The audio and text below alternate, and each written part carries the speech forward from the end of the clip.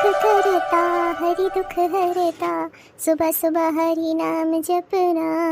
हरे कृष्णा कृष्ण कृष्णा हरे हरे, हरे रामा राम राम हरे हरे। अरे ज्योति, ओ ज्योति, जरा एक कप चाय ले आना बेटा। ज्योति क्यों एक कप चाय ले आए? हाँ, तुम्हारी बहू नहीं है? बहू से नहीं मांग सकते एक कप चाय? जो काम करे मेरी बेटी ही करे। तुम्हें ना मेरी बेटी खटकती है तुम्हारी आंखों में। हाँ नहीं तो अरे बेचारी के पास 100 काम रहते हैं, कहीं बैठकर कुछ कर रही होगी। तुम्हें बस यही है, ज्योति चाय ले आ, ज्योति कॉफी ले आ, ज्योति ये कर दे, ज्योति वो कर दे। अरे तुम्हारी बहू नहीं कर सकती क्या? अरे भगवान, ये क्या बात कर रही हो? मेरे लिए जैसे ज्योति वैसे ही बहू। अब मैं देखता रहता हूँ कि सुबह बहू इतना सारा काम करती रहती है। उसका एक बच्चा भी है, एक बच्चे को तैयार करके स्कूल भेजना होता है, दूसरा बच्चा इतना छोटा है, उसे हरदम उसकी देखरेख करनी होती है, और उसी में उसे नाश्ता भी बनाना होता है अमित के लिए। और तू कह रही है कि उसी में मैं उससे चाय भी मांग लूँ? अरे तुम माँ बेटी खाली रहती हो, कोई मुझे एक कप चाय दे देगा तो क्या हो जाएगा? अभी तुमसे मांग लूंगा तो तुम्हें बुढ़ापा घेरने लगेगा, घुटने का दर्द सताने लगेगा, तो सोचा बेटी से ही मांग लूँ। क्या गलती कर दी भाग्यवान? हाँ हाँ, तुम्हारी बहू बड़ा काम करती है और मेरी बेटी तो यहाँ फालतू बैठी रहती है ना।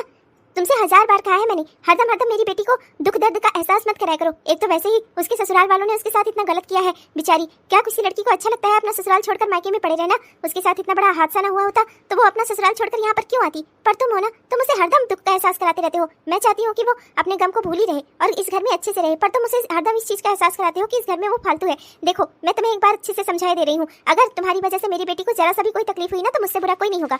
अरे ज्योति की माँ, ऐसा क्यों बोल रही हो? ज्योति तुम्हारी ही क्या सिर्फ बेटी है, मेरी नहीं है? मैं भी तो उसका बाप हूँ, मैं कुछ गलत नहीं करता। ज्योति अगर घर के कामों में लगी रहेगी तो धीरे धीरे सब कुछ भूल जाएगी। अब देखो, किसी का क्या ही पता कर सकते हैं। मैंने तो अच्छा घर बार देखकर ही शादी की थी, वो लोग ज्योति के साथ ऐसा करेंगे मैंने कभी नहीं सोचा था। खैर, अब तुम जो कह रही हो मैं ध्यान रखूंगा इस बात का, लेकिन क्या करूं, सुबह चाय की तलब लगती है। कम से कम एक कप चाय तुम ही बना के पिला दिया करो। हाँ हाँ, अब बुढ़ापे में मैं चूल्हा चौका करूँ, तुम यही चाहते हो ना? मैं जाऊँ किचन में और सबके लिए खाना पकाऊं और सबके लिए चाय बनाऊं, तब तुम्हें अच्छा लगेगा। अब बुढ़ापे में बहू आ गई है तभी मैं बहू का सुख ना लूं? हाँ, तुम तो यही चाहते हो। अरे भगवान, तो मैं करूं क्या? चाय ही ना पीऊं क्या? अपनी लाडली बहू से मांगो, समझे? गजब जबरदस्ती है। एक औरत बेचारी 100 काम पहले ही कर रही है, उसी में मैं 50 काम उसे और गिनाता फिरूं। रहने दो, इससे अच्छा मैं चाय ही नहीं पीऊंगा। देखता रहता हूँ सुबह अमित उसे अलग चिल्लाता रहता है, बच्ची की बस छूटती रहती है, वो अलग दौड़ती रहती है, उसी में उसका छोटा सा बच्चा रोता रहता है। कोई इस घर में ऐसा तो है नहीं जो उसके दोनों बच्चों में से किसी एक बच्चे को ही संभाल ले, उसी की देख रेख कर ले। बेचारी मेरी बहू अकेले कितना सारा काम करे। और ज्योति का क्या है, कहीं बैठी उठी ही तो होगी, जरा सा एक कप चाय दे देगी अपने पापा को तो क्या ही बिगड़ जाएगा? इसमें क्या ही बुरा हो जाएगा? कौन सा मैं उसे बुरे दिनों की याद दिला दूंगा? अरे घर के काम करेगी, घर में लगी रहेगी तो वो अपना गम भूली रहेगी। मैंने तो घर परिवार अच्छा देखकर ही शादी की थी, पता नहीं कैसे वो लोग ऐसे निकल गए, वरना आज ज्योति अपने ससुराल में होती तो कोई बात ही ना होती। अब एक काम करूंगा, अपने छोटे बेटे सुमित की भी शादी करवा देता हूँ। 2 बहुएं हो जाएंगी तो घर में कोई किचकिच नहीं होगी। काम को लेकर दोनों मिलकर अपना काम संभाल लेंगी, ये बढ़िया रहेगा। सुमित का भी घर बसा देता हूँ। पर मैं करूँ क्या? ये बुढ़िया तैयार हो तब ना, इसे तो दान दहेज की लंबी लिस्ट चाहिए। अब पहले बड़ी बहू तो किसी तरह आ गई इस घर में, छोटी लाने में तो ये बहुत नौटंकी करेगी। जब तक इसे अच्छे से दान दहेज नहीं मिल जाएगा ये तो किसी घर की बेटी को अपनी बहू ही नहीं बनाएगी। ऐसे तो मेरा सुमित बेचारा कमा रहा है लेकिन उसकी शादी ही नहीं होने पा रही है। ये बुढ़िया, मैं क्या बताऊं इसका, पता नहीं कितने लालच है इसको। अरे 4 दिन में जिंदगी खत्म ही होने वाली है। मैं तो कहता हूँ कि घर में 2 अच्छी बहुएं रहे जो खूब मन लगाकर सेवा करें, पर मैं इसे क्या ही कहूँ, इसे तो रुपए पैसे में इसका मन लगा है। अब क्या ही कहूँ मैं, लोगों को अच्छी बहुएं नहीं मिलती और इसे मिल रही है तो इसे पैसा चाहिए। ऐसे तो मेरे सुमित का घर ही नहीं बसेगा। अब मैं करूं तो करूं क्या, कोई ना कोई रास्ता तो निकालना ही होगा मुझे।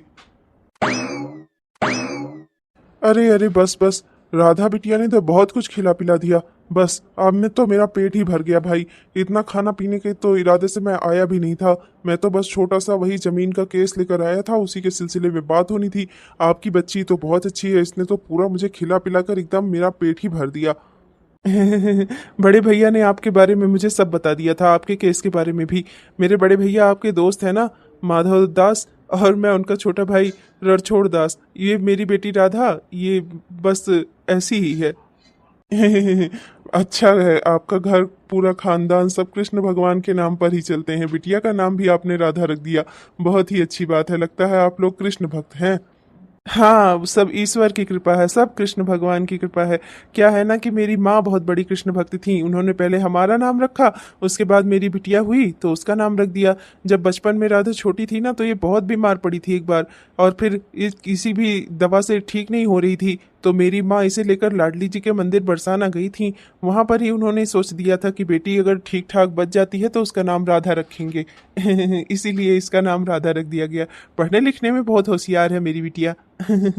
बस आगे चलकर बहुत बड़ी जज बनना चाहती है। अच्छा अच्छा।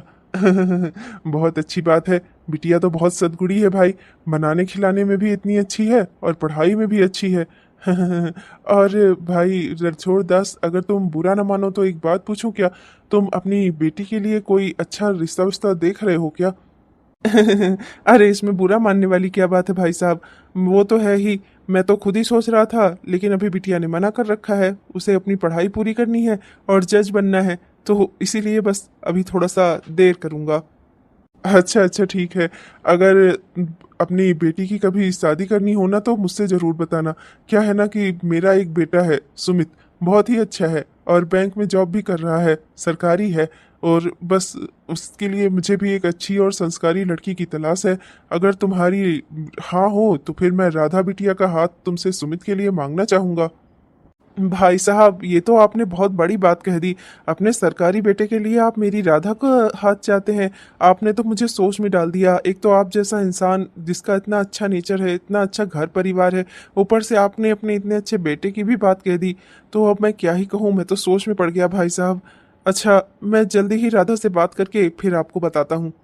हाँ भाई रणछोड़दास, एक बार आप अपनी बेटी से जरूर बात कर लीजिएगा। क्या है ना, राधा बहुत समझदार है और मैं नहीं चाहता कि बच्ची पे कोई जोर जबरदस्ती की जाए। वैसे आप उसे बता दीजिएगा, मेरे घर पे रहकर भी वो आराम से अपनी पढ़ाई पूरी कर सकती है, जो करना चाहे जिंदगी में कर सकती है। हम उस पे ऊपर कोई पाबंदी नहीं लगाएंगे, ये मेरी गारंटी है आपको। अच्छा, चलता हूँ। जी जी भाई साहब, बिल्कुल। बहुत बहुत धन्यवाद आपका। आपने इतने अच्छे रिश्ते को मेरे लिए, मेरी बेटी के लिए चुना। मैं आपका बहुत बहुत धन्यवाद करता हूँ भाई साहब। अंकल जी, मैंने आपके लिए खीर भी बनाई है। खाना तो आपने खा लिया, अब चलिए डिजर्ट भी खा लीजिए, खीर खा लीजिए मेरे हाथों की। आपको बहुत अच्छी लगेगी और इससे खाना पचाने में भी बहुत आराम मिलता है। चलिए ना अंकल जी, आप खीर खा लीजिए। मेरे पापा को भी खीर बहुत पसंद है। चलिए ना पापा। हाँ बेटा, जरूर तुम्हारे हाथों का बना हुआ सब कुछ खाऊंगा, पर अब नहीं, यहाँ नहीं, अपने घर पर। और खाकर उस खाने का तुम्हें मैं इनाम भी दूंगा। अपने घर पर? मैं कुछ समझी नहीं अंकल जी। अच्छा भाई साहब रणछोड़ दास जी, मैं चलता हूँ। और कुछ पूछना हो या कोई और बात करनी हो तो अपने भैया को जरूर बता दीजिएगा, माधव दास जी को। वो मुझे बहुत अच्छे से जानते हैं। आपको जो कुछ भी मेरे बारे में जानना हो ना, आप उनसे जरूर जान लीजिएगा, आखिर आपके बड़े भाई हैं वो। बाकी आप मेरे बात पर, मेरे प्रस्ताव पर एक बार विचार जरूर करिएगा। अरे मुझे कुछ जानना नहीं है, मेरे बड़े भैया के दोस्त हैं आप, उन्होंने आपके बारे में मुझे सब कुछ बताया हुआ है। और जिसको मेरे बड़े भैया कह दें अच्छा है, वो मेरे लिए पत्थर की लकीर है भाई साहब। आप बहुत अच्छे इंसान हैं। आपका प्रस्ताव मुझे तो मंजूर है, बस मैं एक बार अपने घर में बात करके फिर आपको जल्दी ही बताता हूँ। अच्छा, नमस्कार। नमस्ते अंकल जी। खुश रहो बिटिया, खुश रहो। मुझे इसी तरह आशीर्वाद देने का मौका देती रहो। अंकल जी तो बहुत अच्छे हैं पापा। आपके साथ साथ इन्होंने भी मेरे खाने की खूब तारीफ की। चलिए पापा, आप चलकर खीर खा लीजिए। मैंने आप दोनों के लिए बनाई थी, पर अंकल जी ने तो खाई नहीं। चलिए चलकर आप ही खा लीजिए। सोचा था अभी बिटिया का रिश्ता नहीं करूंगा, पर इतना अच्छा रिश्ता खुद चल कर आया है तो मुझे भी समझ नहीं आ रहा क्या करूं। इसके माँ के जाने के बाद मैं तो बिल्कुल अकेला ही हो गया था। मेरी बच्ची ने मुझे बहुत अच्छे से संभाला है, इसके बगैर मैं कैसे रहूंगा। पर मैं क्या करूं, इतना अच्छा रिश्ता खुद चलकर मेरे दरवाजे पर आया है, मैं कैसे उससे मुंह मोड़ लूं। और अगर मैं राधा से बात करने जाऊं तो फिर मैं उससे कैसे बातें करूं, मैं उससे कैसे कहूं कि मैं उसे पढ़ाने की बजाय उसके लिए रिश्ता देख रहा हूं। अब मैं क्या करूं, हे भगवान, मैं कैसे अपनी बेटी से बात करूं। ये क्या है बहू? हाँ, शाम की चाय कितने बजे मिलनी चाहिए? जब शाम की चाय ही तुम 7 बजे दोगी तो हम खाना कितने बजे खाएंगे? हाँ, मैंने तुमसे कितनी बार कहा है कि कम से कम चाय और खाने में मुझे 3 घंटे का अंतर चाहिए होता है। तुमसे इतना भी नहीं होता। तुम ना हर बात पे मेरी बेटी का प्रसन्नताप करती हो, सोचती हो कि वो काम कर ले, मुझे ना करना पड़े। आखिर अपनी ननद तुमसे बर्दाश्त नहीं होती है ना। नहीं माँ जी, ऐसी कोई बात नहीं है। मुन्ना रो रहा था, बस मैं उसे देखने के लिए रुक गई जरा सा, बस उसी में थोड़ा टाइम लग गया माँ जी। मुन्ने का डायपर बदलना था तो इसी में थोड़ा समय लग गया।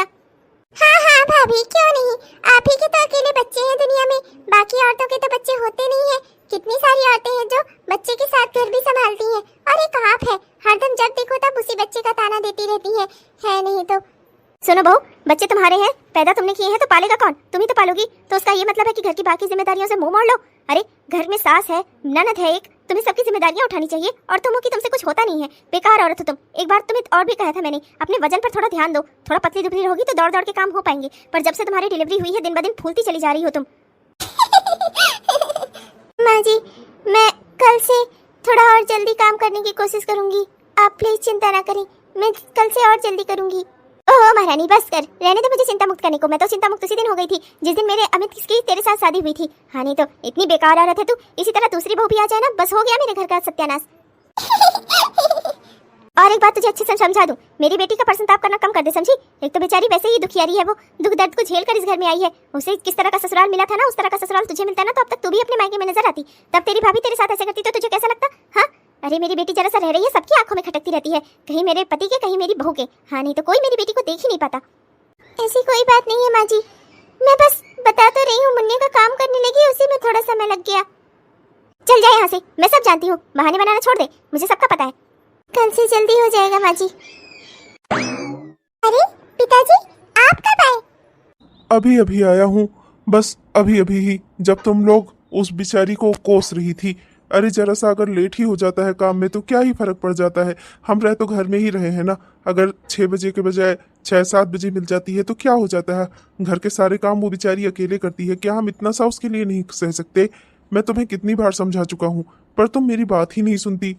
हाँ हाँ, तुम तो चाहते ही हो बहू को सर पे बिठा लूं और अपना मैं घर के काम करूं। तुमसे ना यही उम्मीद कर सकती हूँ मैं, तुम्हारा पेट नहीं भरा है मुझसे काम करवा कर। अभी तुम्हें और काम चाहिए मुझसे। मैं जब इस घर में बहू बनकर आई थी तब मेरी सास मुझसे कितना काम करवाती थी, तब तो तुम्हारे मुंह से बोल नहीं फूटते थे मेरे लिए। आज बड़े अपनी बहू के वफादार बन रहे हो। हाँ नहीं तो तुम चाहते क्या हो मैं अच्छे से समझती हूँ। तुम बस ये सोचते हो कि तुम्हारी बहू बैठी रहे, आराम करे, और मेरी बेटी काम करे। पिताजी ऐसा कहेंगे ही ना। मेरी नसीब में जो इतनी खराबी है, अगर मेरा नसीब अच्छा होता तो मैं भी आज अपने ससुराल में ना होती। पिताजी मुझे जानबूझकर मेरे साथ ऐसा बर्ताव करते हैं। पिताजी मुझे यहाँ देखना ही नहीं चाहते, भाभी भी मुझे यहाँ नहीं देखना चाहती, और एक भाभी तो अभी आई नहीं है, नहीं तो वो भी मुझे यहाँ नहीं देखना चाहेंगी। माँ आपके अलावा कोई मेरा नहीं है माँ। अरे अरे मेरी बच्ची, ये क्या बात हो गई? तो रो क्यों रही है? जाने दे, अगर तेरे पिताजी तुझे नहीं मानते तो क्या हुआ, तेरी माँ तो है तेरे साथ। अपने पिताजी की बात मत सुन, ये तो शुरू से ही ऐसे झूठे वसूलों को लेकर जीते आए हैं अपनी जिंदगी, कभी किसी के लिए अच्छा नहीं सोच सकते। तो चिंता मत कर, तेरी माँ है तेरे साथ, तुझे यहाँ से कोई नहीं भगा सकता, ना तेरी भाभियाँ और ना ही तेरा ये बाप। लो बुड्ढे, रुला दिया ना मेरी बेटी को, बस हो गई, मिल गई तुम्हारे कलेजे को ठंडक। हाँ नहीं तो जब देखो तब काम को लेकर मेरी बेटी को ही सुनाते रहते हो तुम। जब देखो तब अपनी बहुओं से नहीं कहोगे कि कुछ काम करे। एक वो है खा खा कर फूलती जा रही है पर कोई काम ना करने को कहो उसे, और एक आप है जो उसकी हरदम तरफदारी करते रहते हैं। अरे मैंने क्या बच्चों को जन्म नहीं दिया है? 3 बच्चे हैं मेरे, पर मैंने भी तो घर के काम किए हैं, तब तो आपने कुछ नहीं बोला। अब जब बारी आपके बेटा और बहू की आई है तब आपकी बहुत जबान निकल रही है। अगर आपकी बेटी के 2 बच्चे होते, वो काम करती तो आपको तकलीफ ना होती। तकलीफ हो रही है सिर्फ अपनी बहुओं के लिए। भाग्यवान, चलो कोई बात नहीं, गुस्सा मत करो, नाराज मत हो। मेरा ये मतलब नहीं था, मैं ये नहीं कहना चाहता था कि बच्ची नाराज हो जाए। मुझे भी अफसोस हुआ, वो रो रही थी, मैं उसे रुलाना नहीं चाहता था। एक तो बेचारी वैसे ही अपना दुखी होकर आई है, कोई बात नहीं, जाने दो, धीरे धीरे सामान्य हो जाएगी। मेरा ये मकसद नहीं था कि वो रोए, मैं तो बस समझा रहा था। अब देखो घर में लोग हैं तो सबको मिल बांट कर काम कर लेना चाहिए ना। अब जैसे काम अगर ज्यादा रहेगा और करने वाले कम रहेंगे तो दिक्कत तो होगी ना। बस यही कह रहा था मैं, मेरा कहने का ये मकसद नहीं था कि वो काम करे या नहीं करती, निकम्मी है, ऐसा मैंने कुछ नहीं कहा उसे। वो तो बेकार में मेरी छोटी छोटी बातों को दिल से लगा लेती है, और तुम भी उसे गलत सिखा देती हो, ऐसी कोई बात नहीं है। मैं सब समझती हूँ, अपने अड्डे पर ही रहना था, जल्दी क्या करने घर चले आए? वैसे भी तुम्हारी बहू तो जितने बजे भी खाना बनाकर देगी तुम तो खा ही लोगे, तुम्हें तो कोई तकलीफ है नहीं अपनी बहू से, तो क्या करने फिर चले आते हो जल्दी? हाँ अच्छा ठीक है, चलो जाने दो इन बातों को। मैं तो तुम्हारी समस्या का हल लेकर आया हूँ। इस घर में काम की बहुत समस्या है, और वैसे भी सुमित की बैंक में जॉब लग गई है, तो मैं सोच रहा था कि सुमित का रिश्ता ही कराए देता हूँ। बहुत अच्छी लड़की देखी है मैंने, बहुत अच्छी है, बस वो घर के काम भी कर लेगी। बहुत अच्छा खाना बनाकर उसने मुझे खिलाया, बहुत अच्छा है सब कुछ। बस तुम एक बार हाँ कर दो उस लड़की से शादी करने के लिए, तो मैं सुमित की शादी उस लड़की से करवा दूं, और मेरे घर में वो बहू भी आ जाए, तो दोनों बहुएं मिलकर काम कर लेंगी। न ज्योति के ऊपर काम आएगा और ना ही तुम्हारे ऊपर काम आएगा। एक बात अच्छे से सुन लो तुम, मैं ना किसी भी भिखारन से अपनी बेटी की शादी कराने वाली नहीं हूँ। अच्छे से समझ लो, इस बार तो मैं अपने बैंक में जॉब करने वाले लड़के के लिए अच्छी लड़की ही ढूंढूंगी जो खूब सारा दान दहेज लेकर आए। समझे तुम? ऐसी कोई लड़की नहीं चाहिए मुझे जो दान दहेज लेकर ना आए और मेरे घर में रहे। समझे तुम? एक बार जैसे तैसे शादी हो गई, बड़ी बहू आ गई, अब वो भी देख रहे हो ना, जितना लेकर आई है उसी की वजह से मैं शांत रहती हूँ। और देख तो रहे हो, तब पर भी कोई काम नहीं करती वो। और अब इस बार तो मुझे कोई रिस्क लेना ही नहीं है। बिना दान दहेज वाली लड़की से मैं अपने बेटे की शादी कराऊंगी ही नहीं। अच्छे से समझ लो, मेरा ये एक बेटा सुमित बचा है, अच्छा खासा बैंक में जॉब कर रहा है। कोई अच्छे घर की, बड़े घर की लड़की देखी हो तो बताना मुझे, वरना तो अभी फिर भूल ही जाओ। अरे भगवान, इस घर में काम को लेकर इतनी किचकिच मची हुई है और लड़का भी अपना जॉब कर ही रहा है, तो अब किस बात का इंतजार करना। अब मैं इतने बड़े घर की लड़की कहाँ से ढूंढूं जो तुम्हारे लिए कार मकान सब लेकर आए। समझी तुम? अरे बेटे की शादी भी तो उम्र से करनी चाहिए, है कि नहीं? अरे अपना लड़का बड़ा हो गया है, अच्छा खासा जॉब कर रहा है, तो अब उसकी शादी नहीं करूंगा तो कब करूंगा? तुम एक बात अच्छे से समझ लो, मुझे जो लड़की ठीक लगेगी मैं उसी से सुमित की शादी करवा दूंगा। तुम्हारा मन करेगा आना, ना मन करेगा ना आना, तब भी करवा दूंगा। सुमित मेरा बेटा है, उसे मैंने जन्म दिया है। देखती हूँ कैसे तुम उसकी शादी मेरे बिना परमिशन के करवा दोगे। हाँ नहीं तो बड़े आए हैं, फिर किसी भिखारन के घर का रिश्ता लेकर आए होंगे। मुझे अच्छे से पता है इस बुढ़े का। ये तो सब कुछ बर्बाद करने पर तुली हुई है। मेरा सुमित इतना सीधा साधा सा लड़का है और ये उसकी शादी करवाना चाहती है किसी बड़े घर की घमंडी लड़की से। ऐसे तो मेरी सुमित की जिंदगी ही बर्बाद हो जाएगी। क्या करूं मैं? वैसे भी मेरा सुमित इतना सीधा साधा सा है। भगवान, मैं क्या करूं? कैसे राधा और सुमित की शादी करवाऊं? अरे अरे, बहुत खुशी की बात है। आप लोगों को घर ढूंढने में कोई परेशानी तो नहीं हुई? सब बढ़िया है ना? आप लोगों को घर मिल गया आसानी से? हाँ, कोई दिक्कत तो नहीं हुई बहन जी? ओह नो, बहुत डिफिकल्टीज हुई। आपका घर तो मुझे मिल ही नहीं रहा था, कार ही नहीं घुस सकती यहाँ पर। ऐसी जगह तो आप लोगों ने घर लिया हुआ है। खैर छोड़िए, आपका बेटा बैंक में ना होता तो मैं इस गली की ओर थूकती भी ना। क्या है ना कि मुझे पता चला आपका लड़का बैंक में है, बस इसीलिए आना पड़ा मुझे। ये मेरी बेटी है, यही है मेरी बच्ची, मिल लीजिए। हेलो आंटी जी, मेरा नाम सिम्स है। और आपका? सिम्स? ये तो किसी मोबाइल का कुछ होता है ना, वो लग रहा है मुझे। मेरा नाम लल्ली देवी।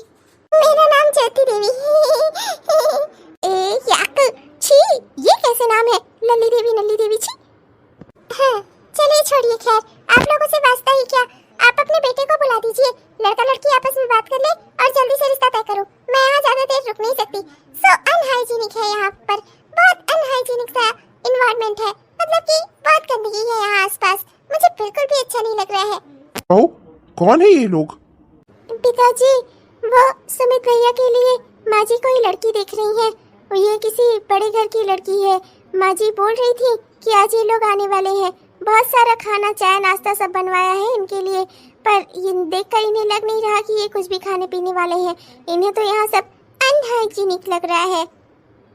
हेलो बहन जी, मैं लड़के का पिता हूँ, सुमित का बाप। और भाई साहब को क्या हुआ था बहन जी? वो कब, कैसे, क्या हुआ? आपने अकेले ही अपनी बेटी को पाला है क्या? हेलो मिस्टर, मेरे हस्बैंड हैं अभी। तुम उन्हें मरा क्या साबित करने पर तुले हुए हो? हाँ, अरे तो कुछ निशानी भी तो लगानी चाहिए ना। ना सिंदूर का पता, ना बिंदी का पता, और बाल इस तरह से कटा रखे हैं, मुझे तो टोटली विधवा ही लग रही थी। हे भगवान, मेरी ही गलती है। आजकल के मॉडर्न जमाने में क्या हो रहा है मुझे कुछ पता ही नहीं चलता। तो बहन जी वो आए क्यों नहीं? He is in London. वो लंदन में रहते हैं, समझे आप? माँ लंदन में रहते हैं। अंकल जी लंदन में रहते हैं। आंटी जी, मेरा भी वीजा करवा दो, मैं भी लंदन जाना चाहती हूँ। अब तो हम रिश्तेदार बनने वाले हैं ना। लीव इट, छोड़िए इसे। बहन जी, बेटे को बुला दीजिए, मैं बेटे से मिलना चाहती हूँ। मेरी बेटी भी उससे बात करना चाहती है। हाँ बहन जी, क्यों नहीं, बिल्कुल बुला देती। पर क्या है ना कि वो जरा ऑफिस के काम से कहीं बाहर गया हुआ है। बस अभी जैसे ही आता है ना, मैं तुरंत आपसे मिलवा देती हूँ। तब तक आप चलिए बैठिए ना, मैंने आपके लिए बहुत अच्छे से नाश्ते का इंतजाम करवाया हुआ है। समोसे हैं, पकौड़े हैं, बहुत सब कुछ बनवाया हुआ है, चाय है। आप लोग क्या लेना पसंद करेंगे? चलिए ना, बैठिए ना। ओहो, this is too much oily. मुझे इतना ऑयली खाना खाना बिल्कुल अच्छा नहीं लगता। अच्छा, तो होने वाली भाभी, आप क्या क्या बना लेती हैं? ऐसा है ना कि मेरी बड़ी भाभी को तो यही सब बनाना आता है। आप मुझे बताइए, आप क्या क्या बना लेती हैं? पिज्जा, बर्गर, ये सब बनाना आता है आपको? ओहो, तुम इतने सवाल क्यों कर रही हो? तुम क्या इस घर की मालकिन हो? शट अप, पहली बात। और दूसरी बात ये, इसे क्यों बनाना आएगा? ये क्या कोई नौकरानी या खाना बनाने वाली दिखती है तुमको? मैं क्या इसे यहाँ खाना बनाने की जॉब पर रखने आई हूँ? अरे मैं अपनी बेटी का रिश्ता करवाने आई हूँ। यहाँ पर कोई ये खाना बनाने वाली नहीं है जो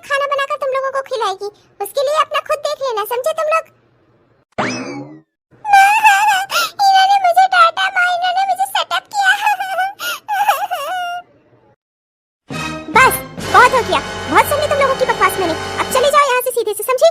बहुत हो गया, नहीं करवाना मुझे अपनी बेटी की शादी तुम्हारे यहाँ। जो मेरी बेटी की इज्जत नहीं कर सकती, जिसकी माँ उसकी बेटी मेरी बेटी की क्या इज्जत करेगी? और तुम एक बात अच्छे से समझ लो, जो मेरी बेटी की इज्जत नहीं कर सकता उस घर की लड़की मैं अपने घर में लेकर नहीं आऊंगी, समझी तुम? चली जाओ यहाँ से।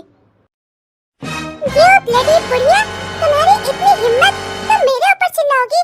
अरे तुम्हारा बेटा बैंक में ना होता तो मैं इस गली में थूकती भी ना, समझी तुम? बड़ी आई हो, एक तो अपनी बिटिया को घर में बिठा कर रखा है, ऊपर से मेरी बेटी के ऊपर चिल्ला रही हो। You screamed my child, shut up, बुड्ढी। हाँ माँ, चलो यहाँ से। वैसे भी इस घर में कोई लड़की आने वाली नहीं है, समझ लो। आपको भी तो कितने लोगों ने बताया था, इस घर में जो बुढ़िया है और उसकी जो बिटिया है, वो दोनों किसी लड़की से, उस लड़के की शादी होने ही नहीं देंगी, और ये दोनों नहीं होने देंगी। बा इतना बर्दाश्त कोई लड़की नहीं कर सकती। चलो यहाँ से, कोई इनके घर में बहू बनकर नहीं आने वाली। इनका लड़का ना कुंवारा ही मरेगा, देख लेना आप। तुम बिल्कुल सही बोल रही हो बेटी, इसके बेटे की शादी ना होनी नहीं है। ये बुढ़िया ना उसकी शादी कभी नहीं होने देगी। ओ बुड्ढी, तो देख ले, तेरा लड़का ना कुंवारा ही मरेगा, समझी तो? ओहो, अभी तो इतनी अंग्रेजी में बात कर रही थी और गालियां हिंदी में दे रही हैं। वाह भाई, बहुत अच्छी बात है। ठीक है, देख लेना तू। तेरे बेटे की शादी होने से पहले पहले ना मैं अपने बेटे की शादी करके दिखाऊंगी। तेरी बेटी की शादी से पहले क्यों, मैं 1 महीने के अंदर, नहीं 15 दिन के अंदर मैं अपने लड़के की शादी करवाकर इसका कार्ड तेरे घर भेजूंगी, देख लेना तू, समझी? हाँ, चिल्लाने से सब कुछ हो जाता ना दुनिया में, तो क्या ही बात होती। चलो बेटा यहाँ से, ये बुढ़िया ना सिर्फ चिल्ला सकती है, होने से इससे कुछ नहीं होगा। वैसे भी जिस घर में उसकी ननद शादी करके आकर बैठी हो, उस घर में मैं अपनी बेटी दूंगी ही क्यों। चलो यहाँ से।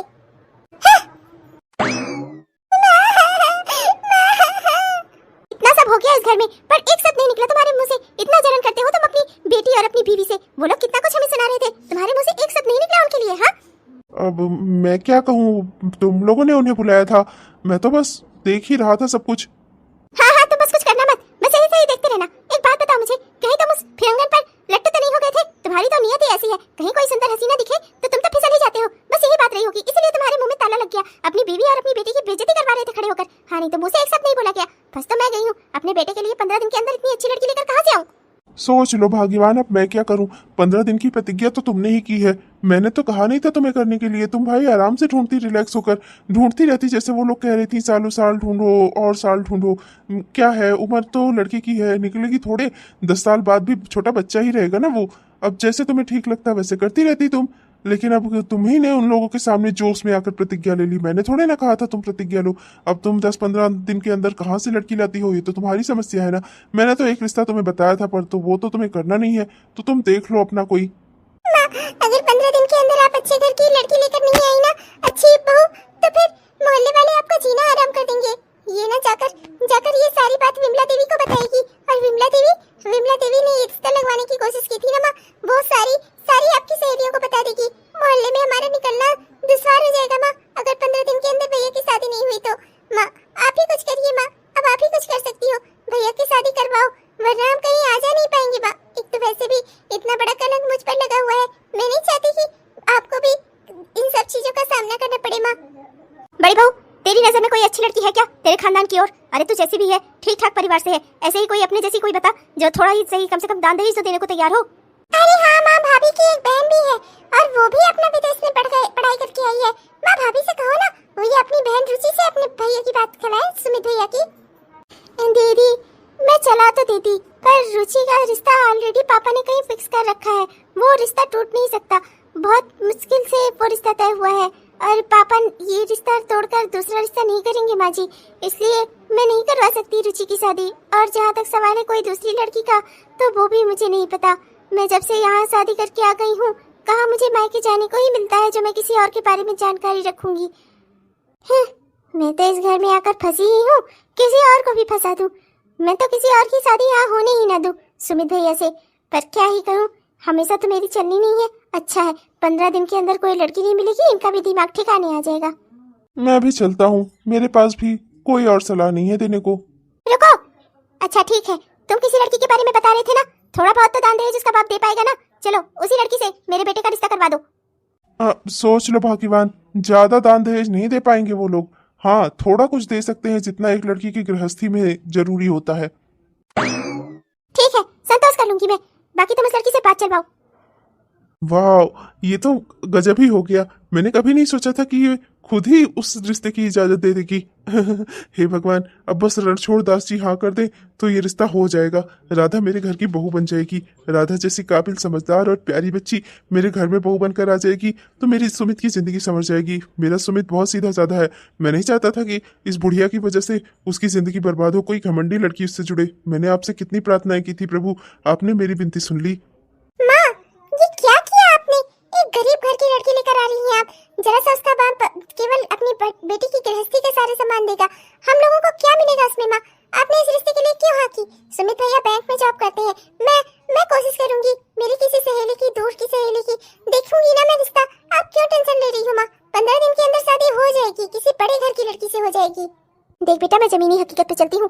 अभी कोई रिश्ता है नहीं तेरे पास, ढूंढने निकलेगी अभी बहुत समय लग जाएगा। और मैंने भी जोश जोश में आकर 15 दिन का टाइम दे दिया है उसे। अगर उसने बिमला से जाकर कहा और मोहल्ले में मैं 15 दिन के अंदर अपने बेटे की शादी ना करवा पाई तो सब यही कहेंगे कि मेरे बेटे में ही खोट है, उसका रिश्ता नहीं हो रहा है। कहीं लड़के का रिश्ता ना हो तो ये बहुत बड़ी बेइज्जती की बात है उसकी माँ के लिए, समझी ना तू? इसलिए मुझे जो अच्छा रिश्ता मिल रहा है मैं उसी के लिए हाँ कर दूंगी। और जहाँ तक सवाल है दान दहेज का, तो वो लड़की मैंने सुना है तेरे बाबूजी ने बताया है वो इकलौती है अपने माँ बाप की। धीरे धीरे करके मैं उससे पैसे निकलवा ही लूंगी, तो चिंता मत कर। बाबूजी, मुझे कुछ समझ नहीं आ रहा है। बैंक के इंटरवल के टाइम में मुझे छुट्टी लेकर आनी पड़ रही है आपसे मिलने, वो भी यहाँ यूं रेस्टोरेंट में, जैसे हम कोई बाहर के रहने वाले हों। मैं तो आपके साथ घर पर ही रहता हूँ ना बाबूजी। आप मुझे बताते क्या बात थी बाबूजी, हम घर पर भी तो बात कर सकते थे। नहीं बेटा, घर पर ये बात हो ना पाती, इसलिए मुझे तुझे यहाँ बुलाना पड़ा। क्या है ना कि तू अपनी माँ को तो जानता ही है, हर वक्त उसके कान खड़े रहते हैं। मैं घर पर तुझसे बात करता तो वो सब कुछ सुन लेती। देख बेटा, क्या तू मुझ पर भरोसा करता है? क्या तू इतना सोच सकता है कि मैं तेरी शादी किसी अच्छी लड़की से ही कराऊंगा, किसी खराब लड़की से नहीं? अरे हाँ हाँ बाबूजी, मैं आप पर पूरा भरोसा करता हूँ। आप बताइए ना मुझे, क्या बात है? बेटा, मेरा केस जो वकील लड़ रहे हैं ना, बहुत ही अच्छे वकील हैं। बस उनकी एक लड़की है, उसका नाम राधा है। बहुत अच्छी है, बहुत अच्छा खाना बनाती है, पढ़ने लिखने में भी बहुत तेज है, जज बनना चाहती है, अपनी पढ़ाई पूरी कर रही है। बेटा, मुझे वो लड़की देखते ही एक नज़र में तेरे लिए पसंद आ गई। मैं चाहता हूँ कि वही मेरे घर की बहू बने। देख बेटा, बड़े बेटे की शादी भी मैंने करवाई थी, बड़ी बहू कितनी अच्छी है। और अगर मैं चाहता हूँ कि छोटे बेटे यानी तेरी शादी भी मैं ही कराऊं, तो तुझे मुझ पर भरोसा तो है ना? तू लेकिन अपनी माँ को तो जानता है ना, वो तो तेरे लिए कोई दान दहेज वाली लड़की ढूंढ रही है। बस एक ही बात इसमें फंसती है, राधा का बाप बहुत बड़ा वकील नहीं है, वो एक छोटे मोटे से वकील है जो छोटा मोटा केस लड़ते हैं। और तू जानता है ना कि उनके पास इतने पैसे भी नहीं होंगे फिर, और वो इतना बड़ा दान दहेज भी नहीं दे पाएंगे। और घर गृहस्थी का सामान का वादा तो मैंने तेरी माँ से कर लिया है, पर उसमें भी मुझे शंका है कि कैसे कर पाएंगी वो। बेटा, मैं बस तुझसे यही कहने आया था कि अगर तू... पिताजी, आप निसंकोच मुझसे कहिए, आप जो भी कहेंगे ना मैं वो करने को तैयार हूँ। बेटा, राधा बहुत अच्छी लड़की है, वो तेरी जिंदगी संवार देगी। बस ये है ना कि वो दान दहेज नहीं दे पाएंगे, तो मैं चाहता हूँ कि राधा के लिए कुछ पैसों का मैं इंतजाम कर दूंगा। तू बस ये काम कर कि सामान खरीद खरीद कर राधा के घर पहुंचवा दे, और राधा के घर से वो सारे सामान दहेज के रूप में तेरे घर आ जाए, मतलब तेरी माँ के सामने, और उन्हें ये लगे कि वो सब उसके बाप ने दिया है। तो ये शादी आराम से हो जाएगी और राधा हमारे घर में बहू बनकर आ जाएगी। पिताजी, वो सब तो ठीक है, पर माँ से इस तरह से झूठ बोलना, क्या ये ठीक रहेगा? आपको वो लड़की इतनी अच्छी लगी मेरे लिए, मैं समझता हूँ पिताजी, आपने अच्छी ही लड़की चुनी होगी मेरे लिए, मैं आपके फैसले से पूरी तरह संतुष्ट हूँ, पर माँ से झूठ बोलना... देख बेटा, मैं भी नहीं चाहता ये सब करना, पर मैं क्या करूं, तेरी माँ ने मुझे मजबूर कर दिया है।